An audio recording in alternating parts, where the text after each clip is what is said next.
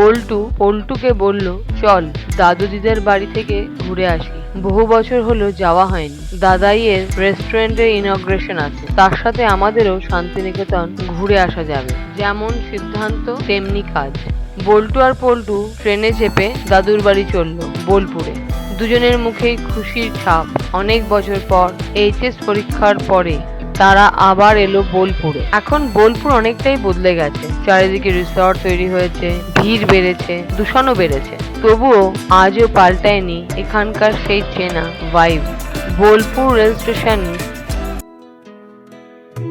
Auto করে তারা পৌঁছে গেল দাদুর বাড়ি রাজগ্রামে।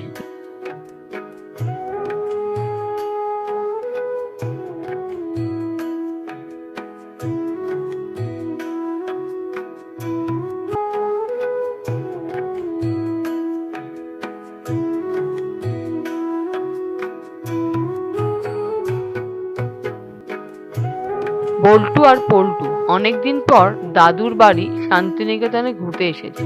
এতদিন পরে আসায় দাদু বাড়িটাই যেন ভুলে গিয়েছে। কোনটা কার বাড়ি ঠিক মনে করতে পারছিল না। ছোটবেলায় যে উঠোনে বসে খেলা করত, যে দরজার ধারে বসে গল্প শুনতো, সব যেন ধোঁয়াশার মতো মনে পড়ছে। তাই তারা হাঁটতে হাঁটতে আশেপাশের মানুষদের জিজ্ঞাসা করতে লাগলো, প্রিয়দাস বাবুর বাড়ি কোনটা? কেউ আঙ্গুল তুলে রাস্তার বাঁদিকে লাল রঙের দোতলা বাড়িটা দেখিয়ে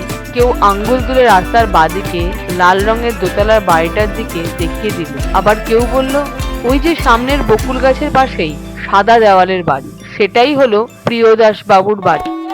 তোরা এসেছিস? কতদিন পর রে, একেবারেই বড় হয়ে গেছিস দুজনে। মুখ ভরা হাসি নিয়ে বললেন, এই তো আমাদের নাতিরাই কতদিন পর এলো রে। কবে আসবি তাই ভাবছিলাম।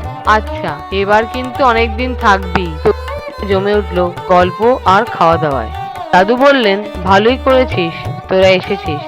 কাল আমার রেস্টুরেন্টের উদ্বোধন আছে। এখন তোরা একটু ফ্রেশ হয়ে নে, বিকালে আমরা মেলায় যাব। দাদু বল্টু আর পল্টুকে হাঁটতে হাঁটতে বলল, এই যে সোনাঝুরির হাট, এটা শুধু বাজার না রে, এটা আমাদের খোয়াই মাটির পুরনো উৎসব। শালপাতার ছায়া, সোনাঝুরি গাছের সুটি ঝরছে, এর মধ্যে গান, হাতের কাজ আর মানুষের গল্প মিশে আছে। দাদু বলল, অনেক কিছু। বাউলদের একতারা দোতারা, খোলকরতালের তালে গান, সাঁওতালদের ধামসা মাদলের বাজনা, নাচও দেখা যায়। ডোকরার পিতলের মূর্তি, পাঁচমুড়ার টেরাকোটার ঘোড়া, কাঁথা সেলাই শাড়ি, দুপাট্টা, বাটিকের প্রিন্ট, খাদির পাঞ্জাবি, শান্তিনিকেতনের চামড়ার ব্যাগ, বাঁশের বাঁশি, শোলার কারুকাজ। মেলা ঘুরে তারা দাদুর সঙ্গে আবার বাড়ি ফিরে এলো। রাতে খাওয়ার টেবিলে সবাই একসাথে বসলো। দিদা নানা পদ সাজিয়ে দিয়েছিলেন, কিন্তু খাওয়ার সময় বল্টু খেয়াল করলো দাদুকে খুব চিন্তিত দেখাচ্ছে। বল্টু বলল, দাদু তুমি এত কি ভাবছো? সকাল থেকে দেখছি তোমার মুখে চিন্তার ছাপ। আমাদের কিছু বলছো না কেন? অনেকবার বলার পর দাদু বললেন, আমার রেস্টুরেন্ট খোলার অনুমতি দিচ্ছে না এই পাড়ার মস্তান গুন্ডাটা। সে বলছে কাটমানি না দিলে আমি রেস্টুরেন্ট খুলতে পারবো না। বল্টু বলে উঠল, দাদু তুমি কি পুলিশকে জানিয়েছো? দাদু মাথা নেড়ে বললেন, হ্যাঁ, এফআইআর করেছি। এই গুন্ডা শঙ্কর মস্তান খবর পেয়ে আমাকে ভয় দেখিয়েছে। বলছে যদি এফআইআর তুলে না নি তবে সে আমাকে এই দুনিয়া থেকে গায়েব করে দেবে। আর শঙ্কর মস্তান রোজ এসে আমার বাড়িতে আমাকে শাসিয়ে দিয়ে যায় এই কাটমানি দেওয়ার জন্য।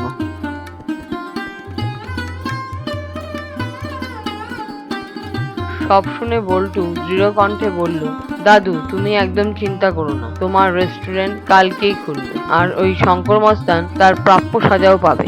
বল্টু জোরে মাথা নেড়ে বলল, হ্যাঁ দাদু, আমরা আছি তো।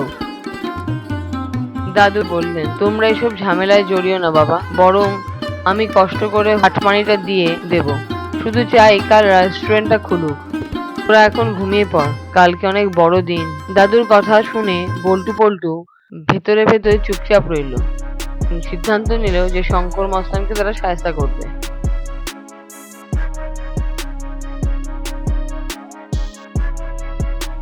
সেই শঙ্কর মস্তান গুন্ডাকে শায়েস্তা করে দিল তারা। কাজ ছেড়ে দুজনে চুপি চুপি দাদুর বাড়ি ফিরে এসে বিছানায় শুয়ে পড়ল, যেন কিছু হয়নি। পরের দিনই সকালটা ছিল আনন্দে ভরা। দাদুর রেস্টুরেন্টের উদ্বোধন। দাদু, দিদা, বল্টু আর পল্টু সবাই মিলে ফিতে কেটে রেস্টুরেন্ট খুললো। সেই দিনই বলা হলো যে কোনো থালি বা মেনু আইটেমের ওপর 50% ডিসকাউন্ট। চারদিক থেকে লোকের ভিড় জমলো। খাওয়ার স্বাদের সবাই মুগ্ধ। কাস্টমাররা বলল, এত টেস্টি ফুড আমরা কোনোদিনও খাইনি, এবার থেকে প্রতি উইকেন্ডে আসবো। এই উচ্ছ্বাসের মাঝে দাদু হঠাৎ ঘোষণা করলেন, যে কোনো স্টুডেন্ট আইডি দেখালে ছাত্রছাত্রীদের জন্য 20% পার্মানেন্ট ডিসকাউন্ট। শুভ উদ্বোধনের দিনটি সবার কাছে রঙিন হয়ে উঠল। খাওয়া, প্রশংসা আর হাসি সব মিলিয়ে পরিবেশ জমে গেল।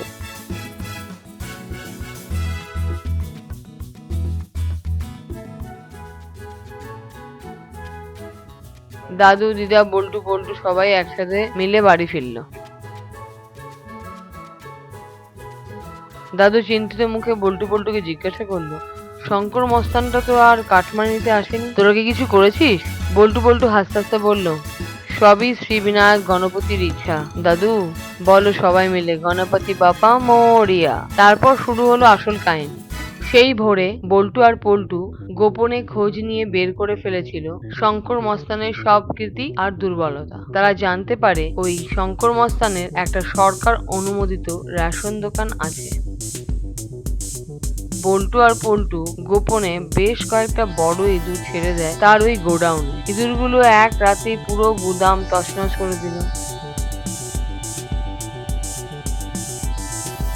পরের সকালে যখন গুদাম খোলা হলো, দেখা গেল সব ফাঁকা। চারদিকে চাল, ডাল, গম, আটা, চিনি সব ছড়িয়ে রয়েছে।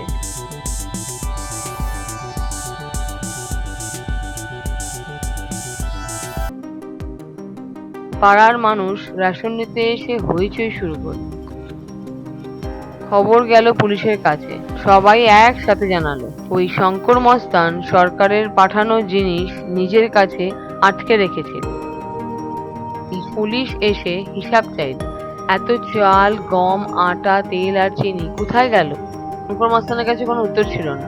তখনই পুলিশ তাকে গ্রেপ্তার করে। তার রেশন দোকানের লাইসেন্সও বাতিল করে দেওয়া হয়। কোর্টে প্রমাণ মিলতে দেরি হয়নি। অবশেষে শঙ্কর মস্তানের 10 বছরের জেল হলো। বল্টু আর পল্টু দাদুকে হেসে বলল, দাদু, তুমি এখন অন্তত 10 বছরের জন্য নিশ্চিন্ত থাকতে পারো। দাদুর মুখে আনন্দের হাসি ফুটে উঠল। সবাই একসাথে গেয়ে উঠল, গণপতি বাপ্পা মোরিয়া।